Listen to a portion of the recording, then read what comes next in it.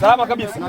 Bwana, mbona kuna malumbano mengi sana hapa yanatokea, kete zinakuwa nyingi. Malumbano. Unajua blaza, nataka nikuelekeze. Tatizo nini? Wanapokaa watu pamoja au sehemu ya mkusanyiko wa watu lazima kuwe na makelele. Kwa sababu kuna muda wenginewe watu wao inawezekana wakawa wanajadili vitu ambavyo vilivyokuwa viko sahihi. Sawa kaka? Kuna muda wenginewe wanaweza kujadili vitu ambavyo haviko sahihi. Nikuulize kitu mwenyekiti? Niulize. Hivi hili swala liko sahihi watu kwa 25%?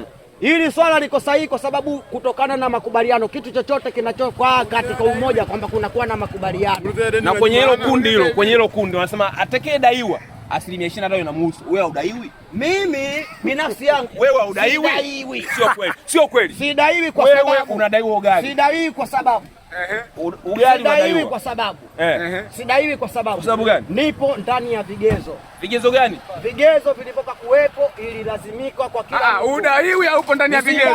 Nisikilize. Udaiwi au uko ndani ya vigezo? Anadaiwa uko ndani ya vigezo. Anadaiwa Naomba bodyguard. Isifike huko.